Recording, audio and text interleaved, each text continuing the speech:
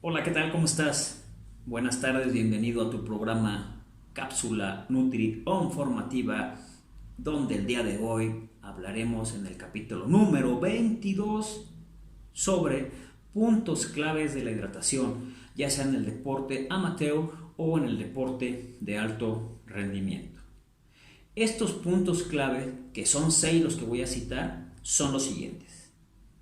En primer lugar, tenemos que entender que cuando nosotros practicamos algún ejercicio o llevamos a cabo algún deporte, la temperatura de nuestro cuerpo se va a elevar y esto va a desencadenar en nuestro organismo un mecanismo de defensa que se llama termorregulación, que no es más que la sudoración, el cual nos permite disipar la temperatura de nuestro cuerpo.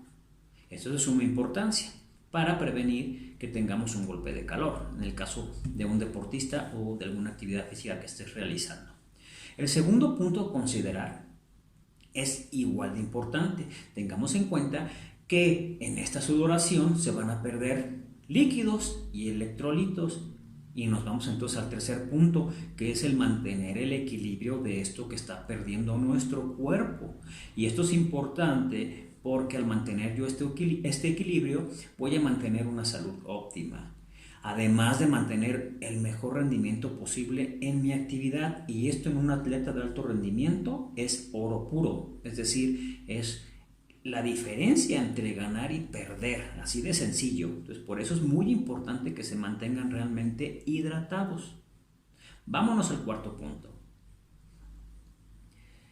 No cabe duda que la cantidad de líquido que se consume debe de ser un factor que tengamos siempre en mente, y estamos hablando desde antes, durante y después del ejercicio, pero los líquidos que se van a consumir durante el ejercicio es importante determinarlos de acuerdo a la tasa de sudoración que tiene la persona o el individuo y que son diferentes de uno a otro.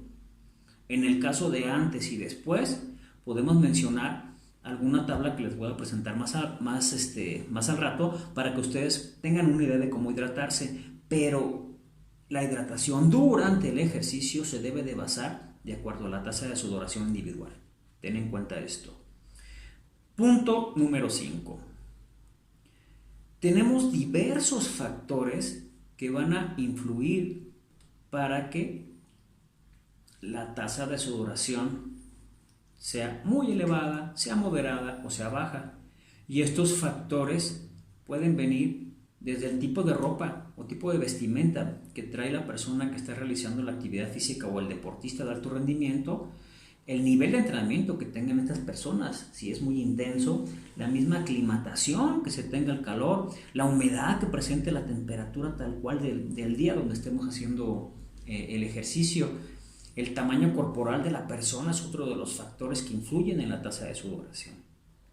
Tomando en cuenta estos factores, podemos determinar nuestra tasa de sudoración y mediante también una fórmula que nosotros les podríamos proporcionar en nuestras consultas o en sus consultas cuando ustedes vengan aquí a pedir asesoría ya de una manera individual o una manera particular. ¿Ok?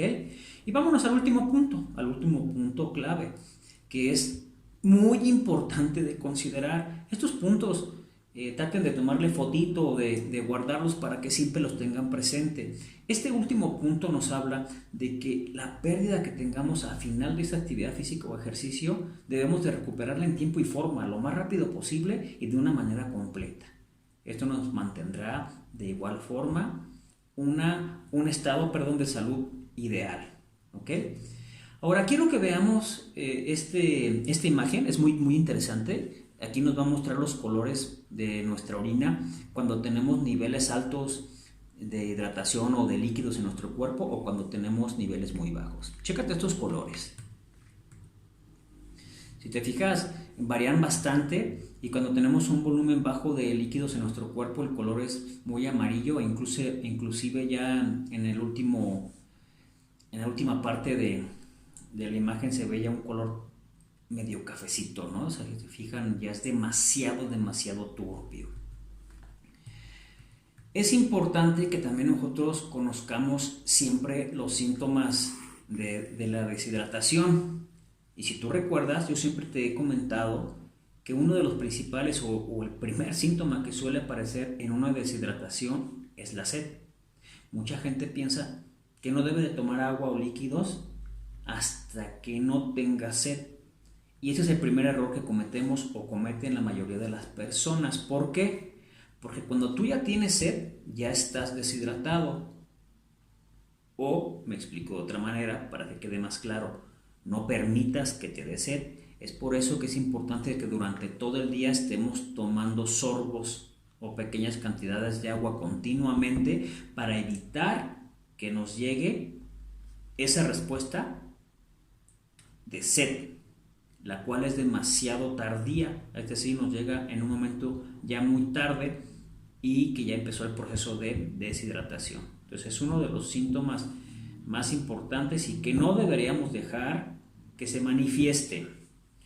Otro de los síntomas de la deshidratación es el dolor de cabeza, la orina oscura, como ya lo vimos en la imagen pasada, y esto pues también puede desencadenar un volumen bajo de hecho de la misma. Puede haber mareos, náuseas, puede haber una fatiga mental y una fatiga física. Son cosas elementales que tú debes de saber. Mismo caso, tómale fotito al cuadro para que lo tengas siempre presente y cuando hagas una actividad física te bases en estos síntomas para que sepas si tu hidratación no está siendo correcta. Que ojalá nunca la ocuparas. Repito, lo ideal es que estos síntomas no aparecieran si tú proteges con una hidratación adecuada a tu cuerpo en la actividad que estés haciendo. Inclusive en algún trabajo extenuante que estés en un clima demasiado caluroso, estas recomendaciones también te pueden servir. Veamos la siguiente imagen.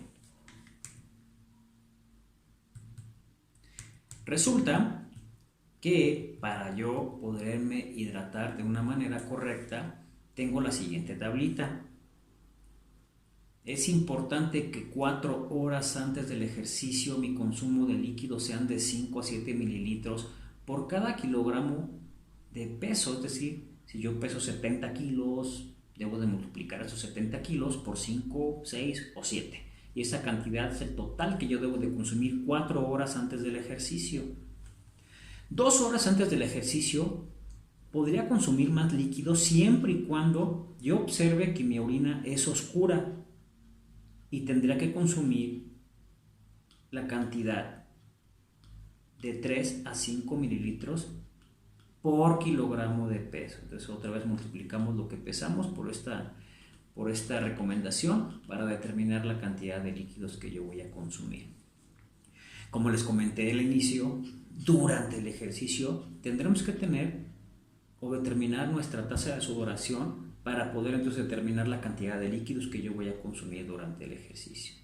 Y por último, una vez terminado el ejercicio o la práctica de la actividad física que yo realicé, debo de completar lo que perdió mi cuerpo. Es decir, si yo perdí 1 kilo, debería de consumir 1 litro de líquido. Pero la recomendación es que nos vayamos al 120 o al 150% de esta pérdida. Es decir, 1 litro se perdió, entonces yo lo multiplico por el 120%, entonces sería 1.2 litros lo que debería de consumir. O incluso hasta 1.5 porque será también lo ideal un 150%.